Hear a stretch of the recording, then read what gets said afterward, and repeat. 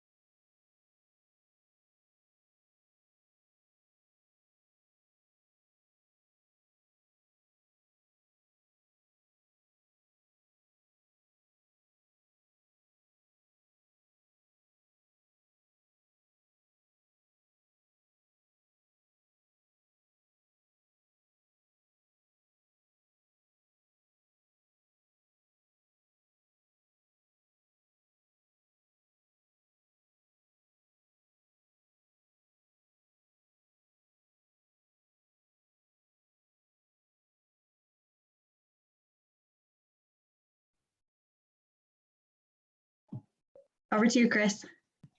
Awesome. Thank you so much, Sarah. Have a great session. Thank you.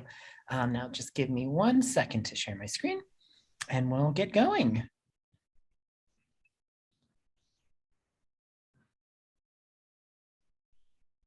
All right, can everybody see my slides here? All right, looks good.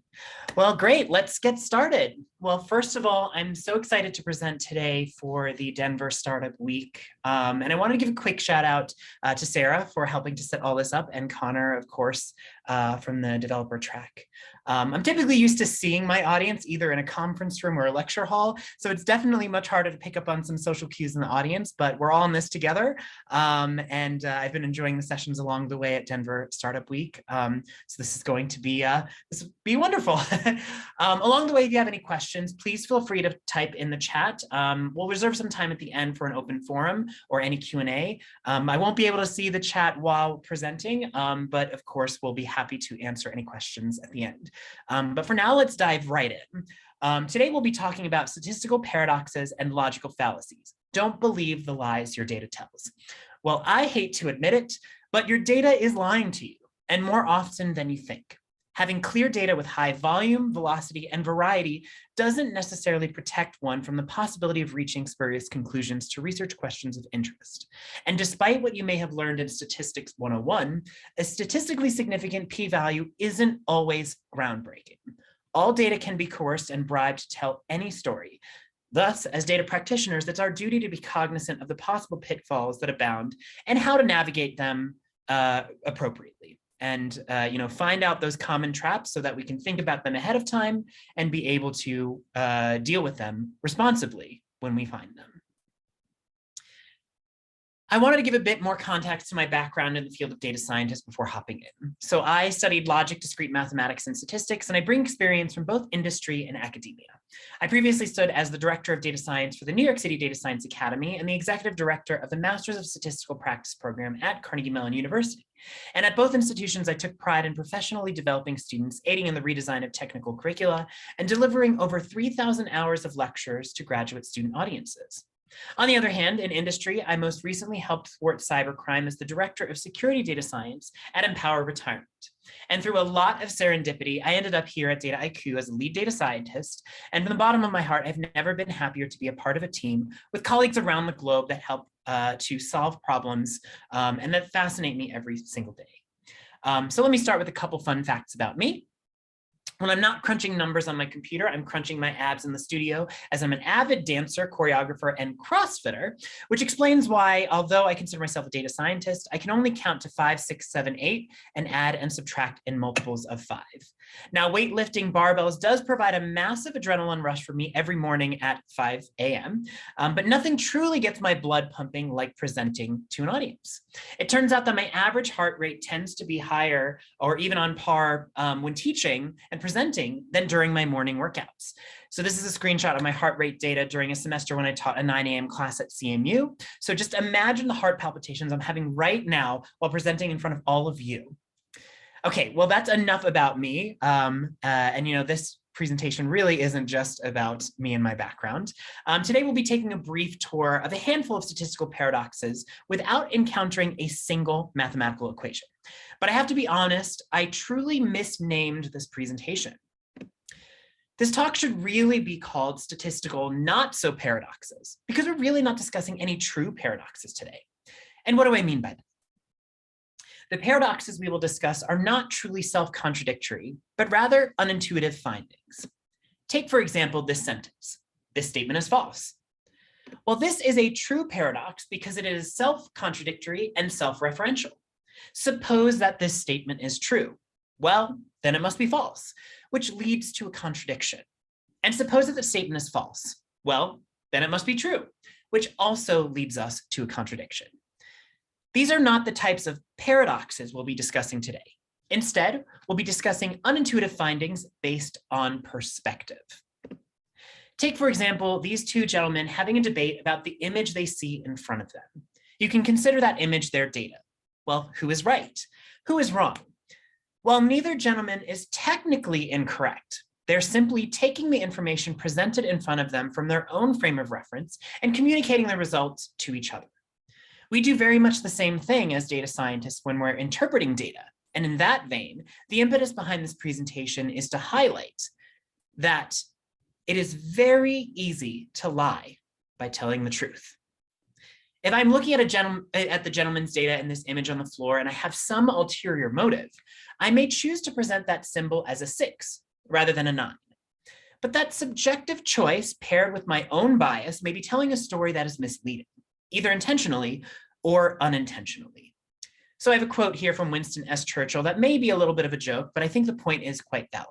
He says, "Do not trust any statistics you did not fake yourself." And I think he gets across the concept of lying by telling the truth, especially with data. So what should we do? The best way to protect ourselves from these types of problems is to be aware of them, know what to be on the lookout for, and know the right types of questions to ask. So the discussion topics we'll be talking about span a range of items. We'll delve into 3 paradoxes in particular: Simpson's paradox, regression toward the mean, and statistical versus practical significance, which is one of my favorites.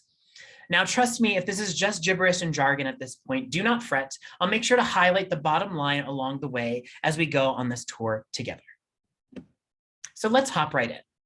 The first topic we'll be discussing today is Simpson's paradox. It's named after Edward H. Simpson, who first described this phenomenon in a technical paper in 1951. However, Pearson, Ewell, and others mentioned similar effects in writings as early as 1899. The 2 research questions of interest that we'll aim to answer via this paradox is more data always better? And how can the inclusion or exclusion of data obfuscate a previously held conclusion? Nowadays, we often hear of the concept of streaming data and big data, and that more is always better. However, I've always been a big believer in the notion that it's not always the volume of the data that matters, but the collection of the right data that matters. That's a whole topic of discussion in and of itself. But when we're building statistical and machine learning models of phenomena in the world, the concept of garbage in and garbage out pretty much always applies. Furthermore, I have to be honest, computers and statistical models are a little bit dumb. They do what we tell them to do without question, even if the process itself is illogical. So we as human beings must stand as a filter for reaching spurious conclusions or faulty analyses, at least having a human in the loop to be able to analyze these situations. But how can it be possible to flip a previously held conclusion about which we're pretty confident?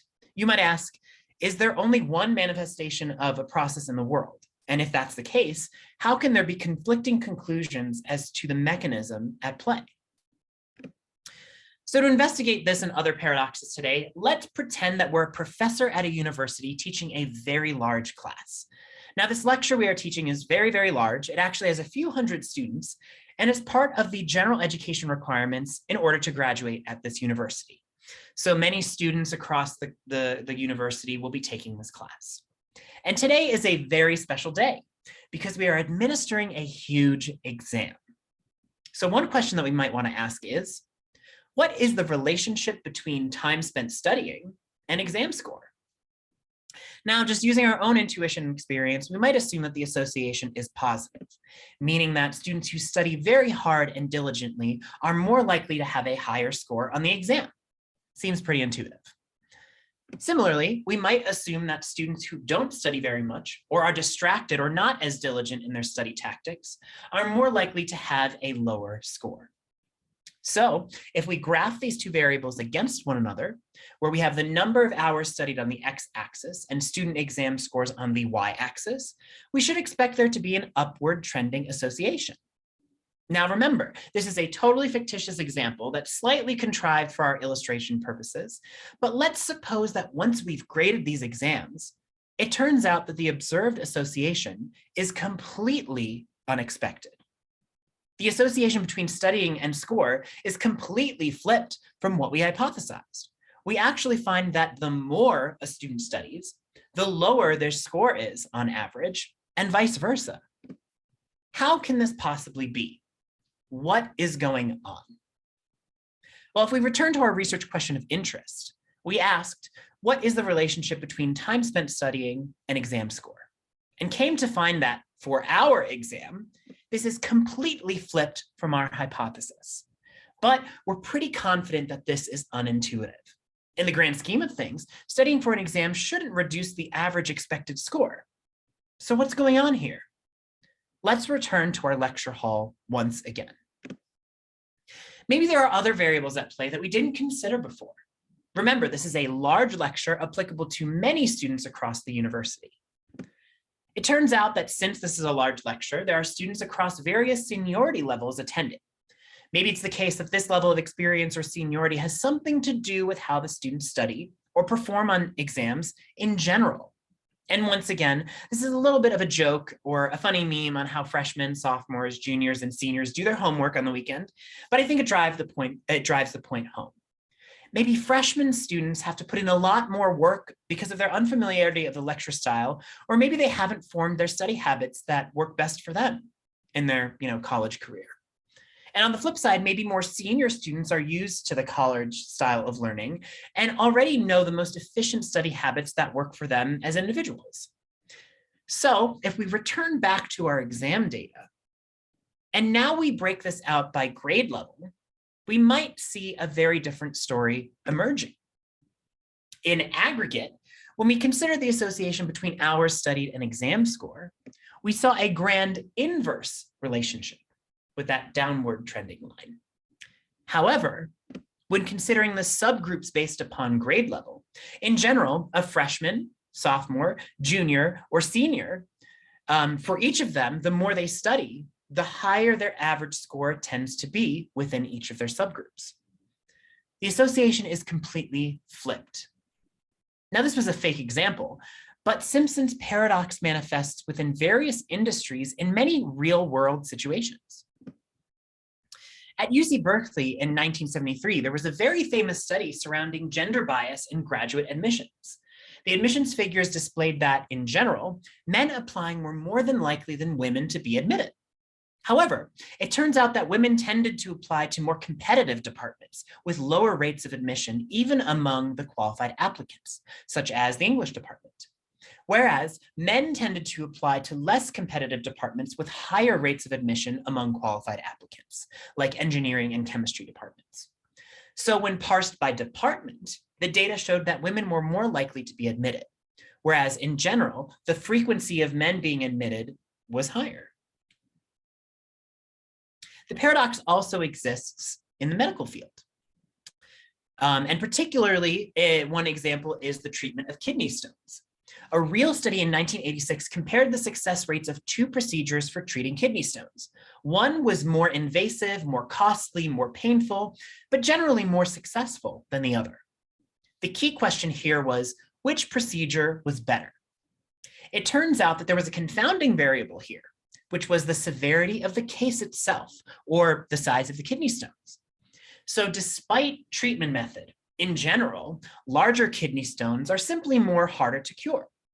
And thus, doctors tended to suggest the more invasive procedure for the more severe cases. Thus, the procedure we consider more successful changes depending on the perspective in light of that new information. Well, the paradox also exists in entertainment. So for example, when we consider the batting averages of Derek Jeter of the New York Yankees and David Justice of the Atlanta Braves in the years of 1995 and 1996, we see Simpson's paradox arising. In aggregate, Derek Jeter seems to outperform, but conversely, if we look at each individual year, David Justice actually has the better batting average. And lastly, one more example, we also observe Simpson's paradox arising occasionally in the field of law.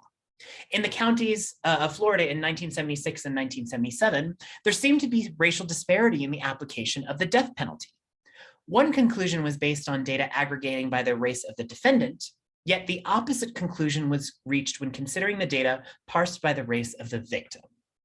So in general, regardless of the industry in question, it's important to keep this at the forefront of our minds when we are drawing possibly impactful conclusions during our data analyses. Depending on how someone presents their data, they may be able to tell the story that they want to tell, which can certainly raise deep and ethical concerns. So, how do we protect ourselves? If we return to our research questions of interest, how do we answer them? Well, truthfully, we're not sure, because it totally depends. If we add more data or split into groups based upon a new variable, that can possibly be informative. However, alternatively, it could be the case that subgroups that are in question might be arbitrary and therefore lead us to spurious conclusions. We must also consider common notions of data analyses, such as correlation does not imply causation, or other familiar adages we've heard before. Is the variable that I'm considering likely directly associated with the conclusion I'm trying to draw? And how do I know? Once again, that is a whole discussion in and of itself. But still, the question remains, what should we do? When facing Simpson's paradox, we need to consider context. And in particular, we should carefully analyze the situations described by the statistics and consider whether or not there are any latent or hidden variables. Additionally, we need to consider the decision process by which we are drawing these conclusions. Ideally, the explanation of the process would be logical, tangible, and understandable in a way that seems to make intuitive sense. So for example, with our exam score scenario, a subgroup analysis based on student seniority was appropriate as a consideration of a latent variable that was associated with our outcome. Whereas for the kidney stones, the size and severity induced bias in the decision-making process that the doctors took in order to assign treatments to patients. So an aggregation may make more sense in that context. Now, as a side note, it is important to highlight that in these scenarios, experiments weren't truly performed. And I apologize for the fire truck and ambulance that are passing by here. Lively city of Denver, of course. Hope everything's okay. All right. So back to the presentation. So as a side note, it's important to highlight that these scenarios for the teaching situation and the doctor situation weren't really experiments. They were observational studies. So there wasn't a control group, an experimental group, and so on and so forth. So the conclusions of association are certainly not as strong as when you can claim in a controlled experiment. But the bottom line here is that whenever Simpson's paradox arises, it's always important to consider the context and be aware that someone might be trying to lie by telling the truth. And honestly, that's just basically the statistician's way of protecting themselves by saying allegedly, but really I'm trying to highlight the uncertainty of our claims here. Now, I could talk about Simpson's paradox all day and make some more corny jokes, but in the interest of time, I'd love to continue our tour and move on to the next paradox, which is regression toward the mean. Now, the two questions that arise when considering regression towards the mean are, is an observed event truly a trend? And how can previously noted behaviors be a marker of the complete opposite behavior in the future? So if I see a phenomenon being performed once, should I expect the phenomenon to happen again? Is this truly a trend? Well, maybe something else is at play. In order to investigate regression toward the mean, let's return once again to our class of students in that big lecture hall. Now, let's be honest. Our students are probably pretty fatigued. They've been listening to us talk all day about statistical paradoxes, and they even took that exam the previous day. At least we've been a good professor, and we already graded the exams pretty swiftly so they can get their scores back as fast as possible. Well, let's take a look at that distribution of scores. Now, typically exam scores follow a normal or Gaussian shape, which is represented here by what is commonly known as a bell curve. On the x-axis, we'll have our student exam scores, and the low and high performers will be towards the edges or the tails of this distribution. We can see that the low scores barely passed, and the high scorers got a nearly perfect score, or even got a little bit of extra credit on top of 100%. So let's suppose we do something interesting here. And a fair warning, we're kind of a little bit of a weird professor here, but just go with me. Let's take all the exceptionally good and bad students and give them feedback based on their performance. Remember, this is just an example for illustration purposes, so I'm not actually advising doing this in real life. But let's say we take the high-performing 10% of students, bring them into our office, and say, congratulations, you were the top scoring students. We are very proud of you and all of your achievements and accolades so far. If you keep it up, you're gonna perform at the top of the class. Keep going. Well, on the flip side, let's say we take the low-performing 10% of students, bring them into our office, and scold and reprimand them. Maybe we'll tell them something like, you did not do well enough. We're totally not proud of you. Your performance was awful. And if you keep it up, you will be a failure. You'll not graduate. And I'm really, really, really disappointed in you. We're pretty harsh, but honestly, that's just the half of it. The next day, when the students arrive to that lecture hall, little do they know that we are truly an evil professor. And today, they're in for a surprise. And what's that surprise? It's a pop quiz. Now, this pop quiz is very similar to the exam the students recently took. It's on the same material and the same topics, the same concepts, but maybe they're slightly different questions. Maybe it's a math test or a statistics test with the exact same material as being tested, but the numbers are slightly different. So we'll assume that the students really didn't have any additional time to study than they had for the first exam. After all, they really weren't expecting a pop quiz in the first place. And we can basically consider it pretty much the same exam, just a second time around. If we remember the distribution of scores on the first exam, we had low and high performers on the extremes who received the negative feedback and positive feedback respectively. Well, something funny happened. When the low performing students took the pop quiz, their score ended up being higher than their first examination. Conversely, when the high performing students took the pop quiz, their score ended up being lower than the first examination. Ultimately, the students at both ends of the spectrum, both of the extremes for the first exam, they ended up performing more like average students on the pop quiz. We would say that they've regressed towards the mean. Now, once again, we might ask ourselves the question, what is going on? Specifically, we might ask ourselves, what is the relationship between this feedback delivery and performance? Did praise truly influence the great students to get lazy and reduce their score? Did scolding end up motivating the underperforming students to study harder? Can we really claim that praise or scolding affects a student's score? Once again, we ask ourselves, what is going on? Let's take an extreme perspective. Suppose the test scores are 100% based on luck.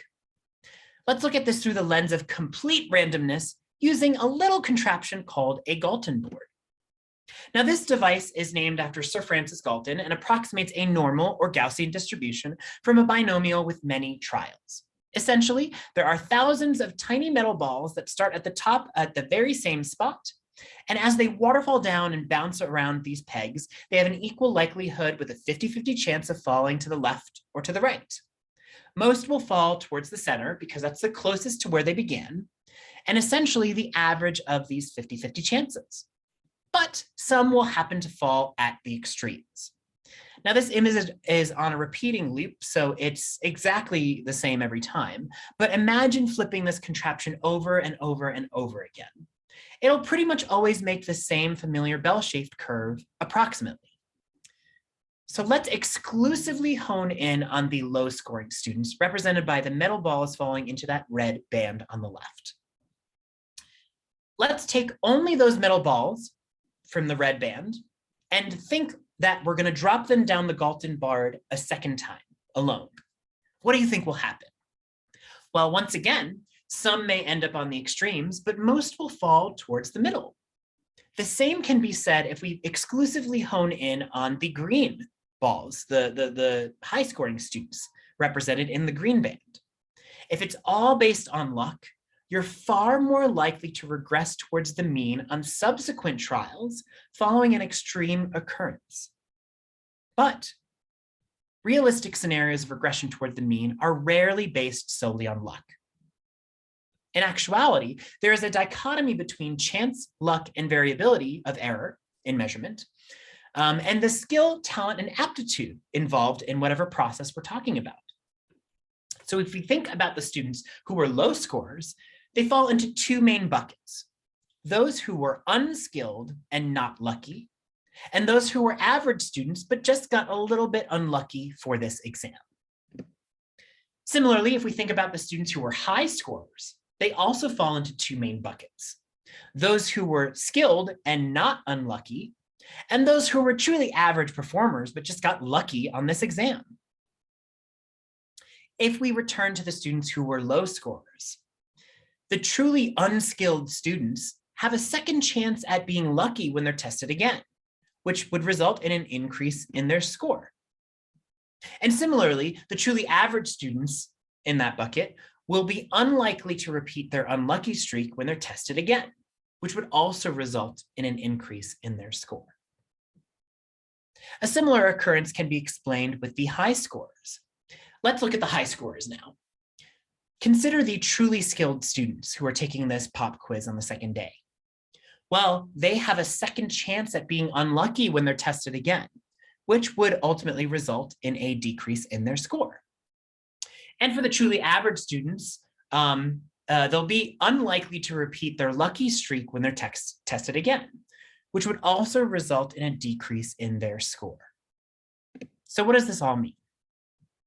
If we return back to our research questions of interest, we need to consider the process at hand. What can be explained or quantified by some measure of interest, for example, the skill level or aptitude of a student on a test? And what is the level of variability that is due to chance, or maybe a lurking variable as we saw before in Simpson's Paradox? Well, these are admittedly not easy questions to answer because they depend on the events at hand. Well, again, this was a little bit of a fictitious example. Regression towards the mean manifests within various industries. So for example, in the educational realm, the relationship between positive and negative feedback and performance was actually investigated with the training of Israeli fighter pilots. So this is not truly a fictitious example, but a paradoxical result that in one light could possibly negate years of research, underscoring the positive feedback effect in motivating others to succeed. And that's actually a tactic, of course, I personally take daily when motivating my team. But this phenomenon can really just be explained by regression toward the mean. In the medical industry, if a clinical trial suggests that a drug or treatment outperforms all other treatments for a condition, then it is likely that it will perform closer to the average on the next trial.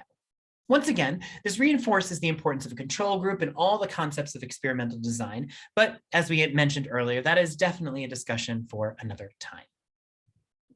You might have heard of the jinx of the Sports Illustrated cover, where in entertainment, if a player appears on the cover of a magazine, then there is this narrative that's often written or surfaces about the player or athlete in subsequent seasons, where they allegedly become too arrogant or they just broke under pressure and they fell off their pedestal.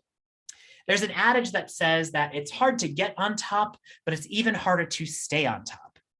And while that does hold true here, it's often explained in part by the phenomenon of regression towards the mean. This also appears in entertainment with movies and music albums that have sequels that may not perform as well as their counterparts.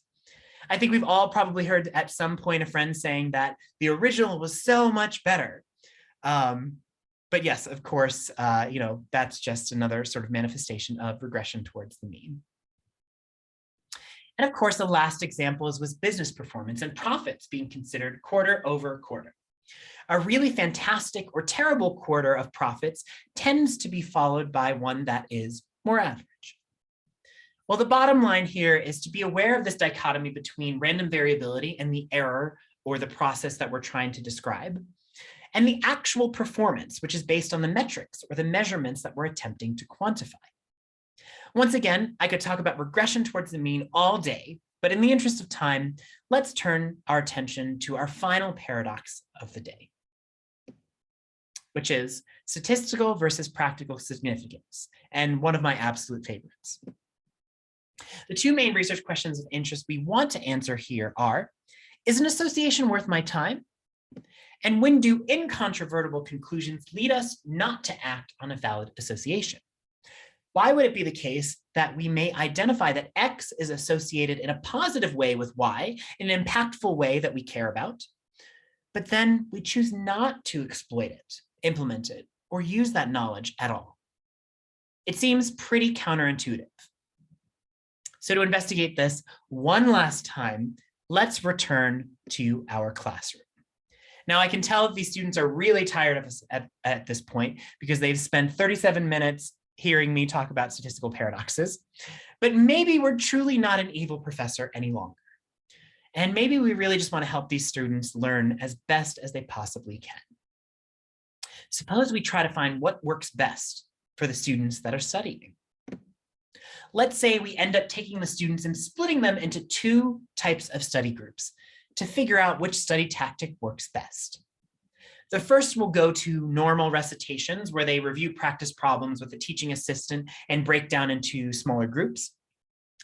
And the other group of students will take specifically constructed practice exams from expensive review books with hundreds of pages. And as a side note, I personally remember having these stacks of books to review the SAT, the ACT, AP exams years ago. They're really, really heavy and not really the most fun thing to put in your backpack and carry around all day. Well, when the students take their exam, we notice again their graph of scores and seem, to see that familiar bell-shaped curve. However, when we split by study tactic, a slightly different story tends to emerge. It seems as though, on average, students with the test prep groups, with the blue curve represented here, tend to outperform those in the recitation, represented here by the pink curve. Now, although this difference is detectable and statistically significantly detectable, there is so much overlap in the distributions of scores, and it's very, very slight. So we might ask ourselves, is it truly valuable for students to go through the arduous process of buying these expensive books, lugging them around campus, and spending the time to go through tons of multiple choice review questions when they could just go to recitation?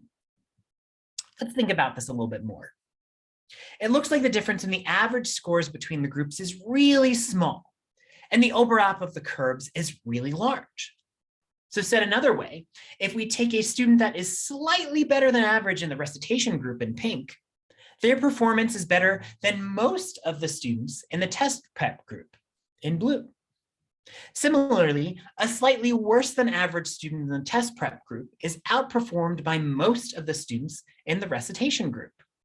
So, although the difference between these two study tactics is detectable, and we can claim that on average, students with the test prep group in blue performed better, are we going to truly act on this finding?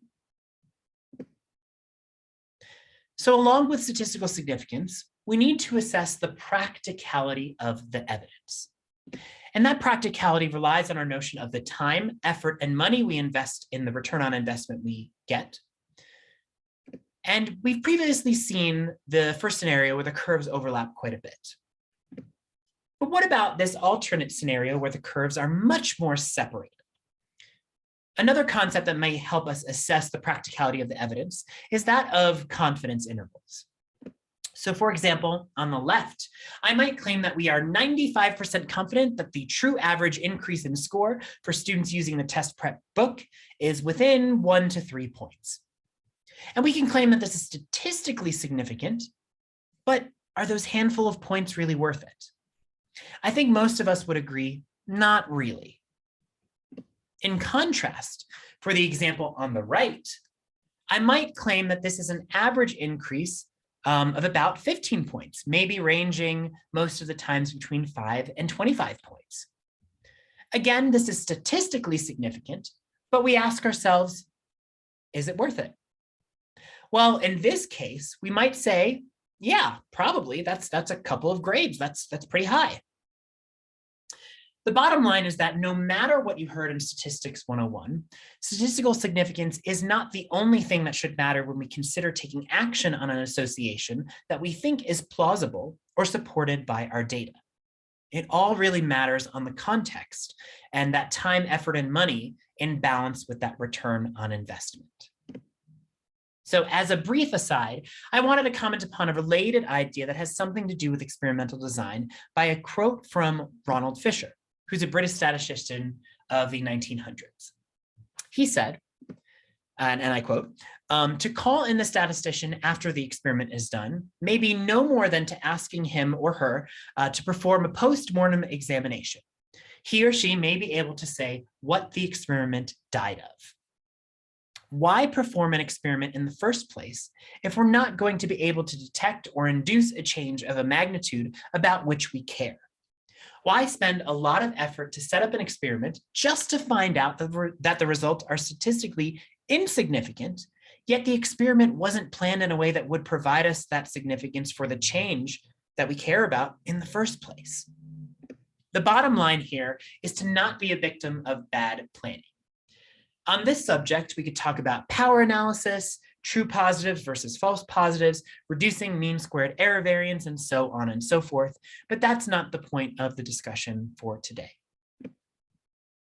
The last idea I'd like to make a note of in studies like these is the concept of multiple testing, and to caution us against spurious conclusions brought on by experimenting just for the sake of experimenting.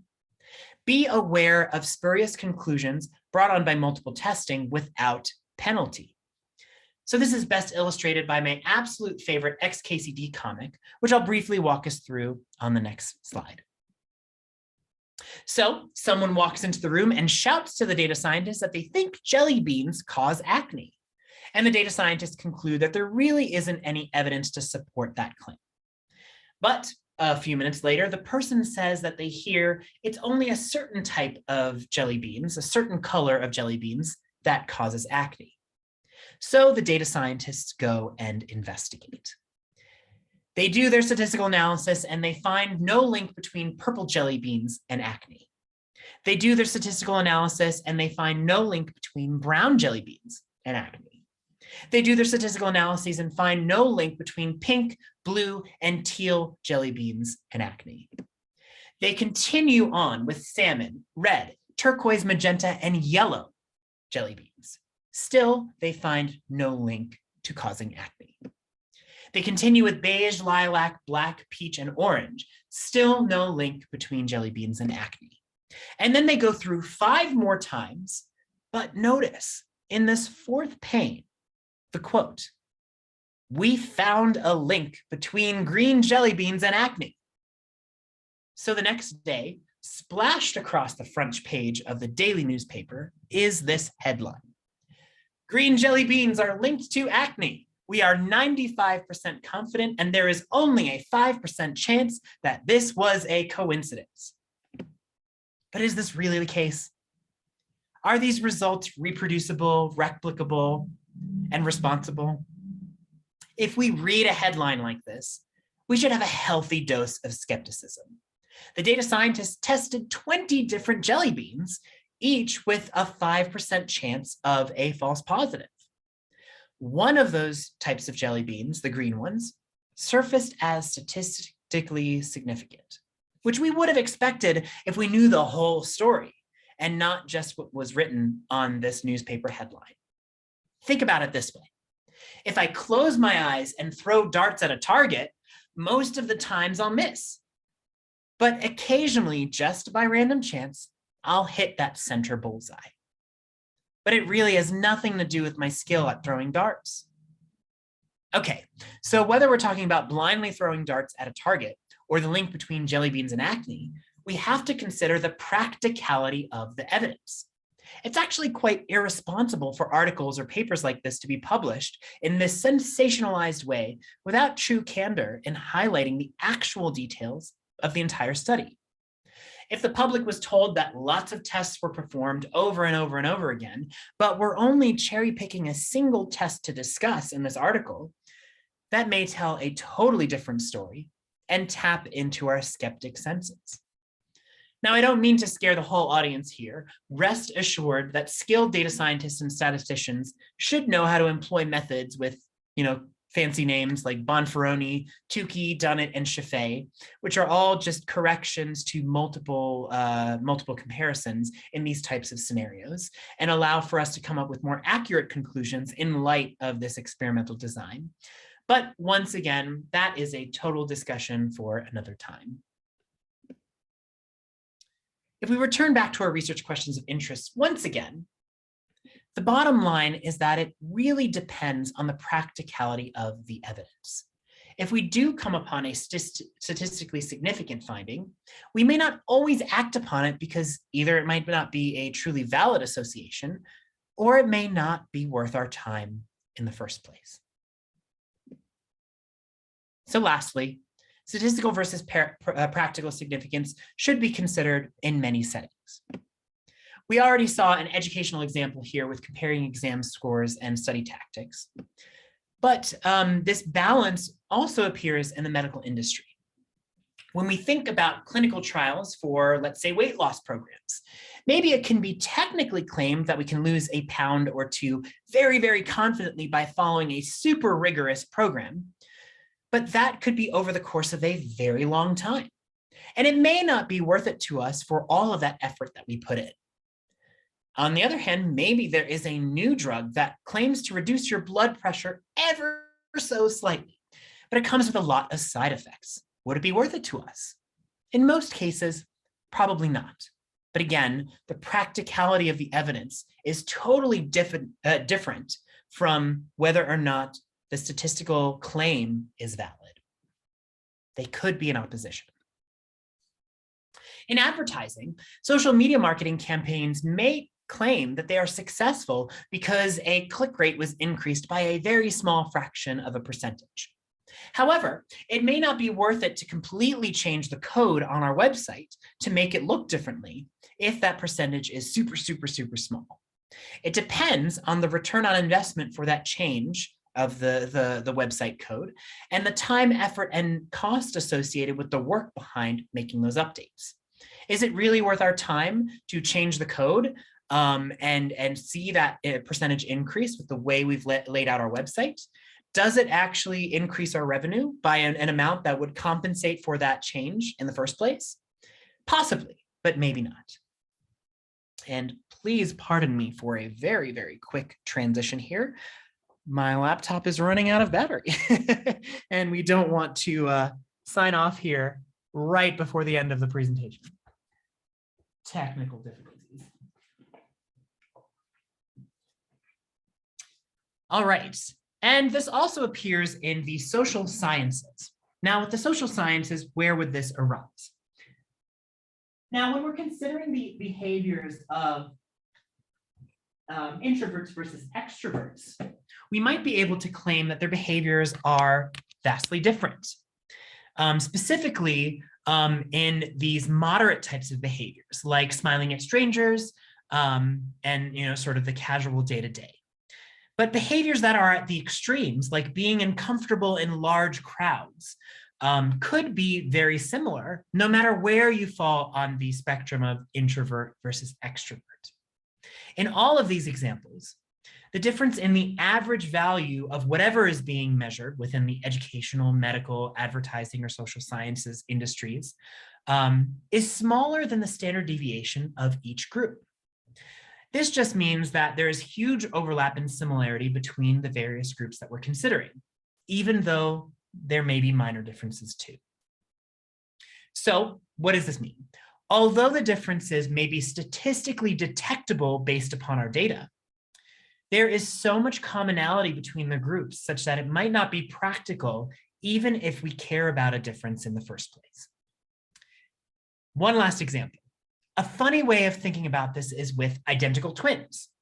Technically speaking, we all know that identical twins truly aren't identical in many ways.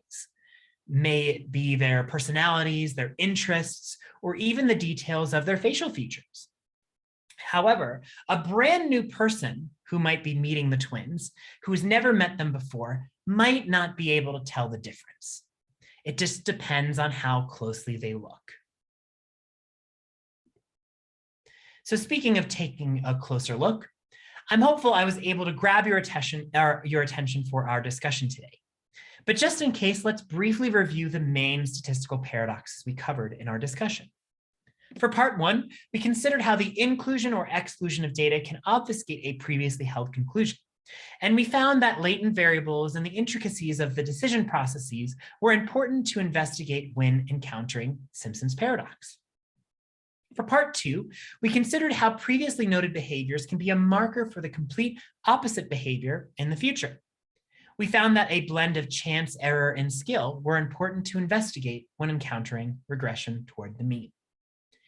And last but not least, for part three, we considered how conclusive findings, statistically conclusive findings, can lead us to not act on a valid association. We found that the practicality of the evidence, where it either doesn't make sense or isn't worth it, was important to investigate when encountering statistical versus practical significance. And with that, I just wanted to say a big thank you for all of your time and a big thank you to Denver Startup Week, and maybe open the floor for a few questions if we still have a little bit of time.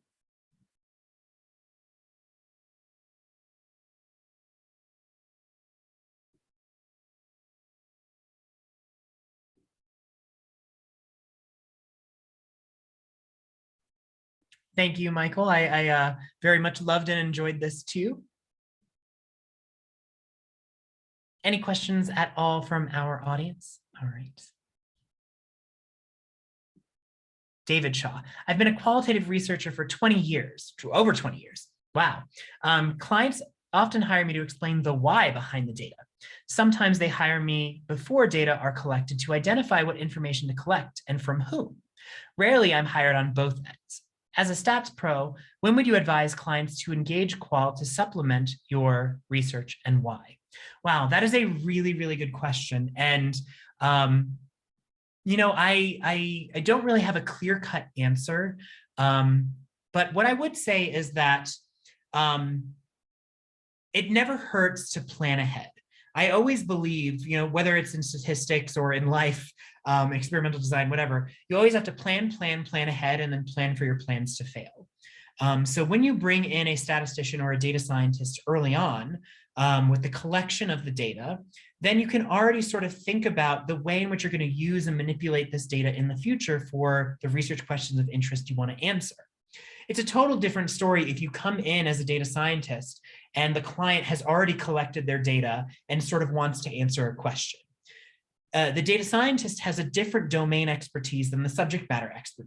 And so both of those parties really have important information, but what the data scientist can bring to the table is maybe thinking, oh, did you think about measuring this other variable? Or, oh, did you think about asking this question on your survey in a different way? So having that expertise in the collection of the data can help the client answer their research questions of interest in a better way downstream.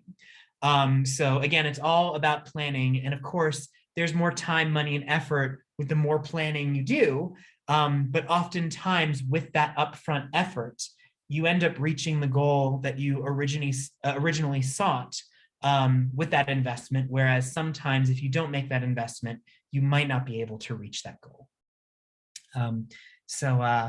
Thank you, David, for your question. I'm hopeful that was helpful. Just checking the chat here. Thank you, Patrick. Thank you, Doug. Is there potentially a guide for checking for statistical fallacies or a short list of common mishaps? That's a great question. I think the three that we talked about today, to me, seem like the most common, but there are a lot of others that are out there that are less frequent. So I don't have a list offhand, but I think statistical versus practical significance, regression toward the mean, and Simpson's Paradox are three of the most interesting, but also common that are out there. Oh, Sam, please feel free to reach out to me on LinkedIn. I always love making connections in the space. Would be happy to answer any follow-up questions that we don't cover here today. And yeah, just search me, Christopher Peter Macris or CPM. Would love to chat. And Abinather, apologies if I pronounced your name incorrectly, asks, what is your advice to new incoming data scientists or new grad students, and how can they better sharpen their analytical skills? Wow. Okay, well, I will answer this in a total different way. So analytical skills are very important. I think when you are interviewing, of course, technical skills are important, whether you're coding in Python, R, SQL, Scala, Spark, doesn't matter. That foundational level of knowledge is pretty important. But I always think that it's just like learning a language. If you know R for 10 years and you know a little bit of Python, and the company that you're interviewing for, pretty much uses Python, the skills that you need to demonstrate are the ability to learn, that curiosity. Because if you've learned R and you need to learn more about Python, you pretty much understand, or should be able to demonstrate you understand how to write code, what top-down structure is, what functions are, what for loops are. But learning how to code in Python is really just maybe I need to learn the common libraries or the syntax. And just like learning a spoken language, it's more about the vocabulary than the language itself, or learning how to learn a language. So that's what I would say for the analytical skills. Something else that's very, very important are the non-technical skills. And I've seen this a lot in my career as a data scientist, where there might be some statisticians and data scientists who are the best coders on the face of the earth, far, far better than me. And I have to say, I really am not the best coder on the face of the earth. I know how to get around, but I'm not a computer scientist or a software engineer. But for those who are really, really, really skilled in coding, if you can't explain your results, if you can't communicate to business stakeholders the bottom line, if you can't explain the why do I care? Why does this matter? Why is this important? And how did you sort of reach this conclusion? Then it doesn't matter how good of a coder you are. It doesn't matter how good of a data scientist you are, because it's like you're communicating in a different language that nobody else speaks. So Abhinathar, I would say not only focus on the analytical skills of fine tuning your coding and chipping away at that every single day to practice, but also don't undervalue the non-technical skills and communication and strategy and those types of things. Very, very important as well. So it looks like we have just under a minute here. I have to say it was an absolute pleasure to chat. Apologies for the couple of technical difficulties and the fire truck moment, but it was an absolute pleasure. I'm excited for all the other Denver Startup Week presentations. And yeah, if there's any other questions, please do not hesitate to reach out. It would be wonderful to continue this chat another time. So with that, I'll turn it over to the Denver Startup Week team. I don't know, Sarah, if you are still on the call, but yeah, happy Denver Startup Week.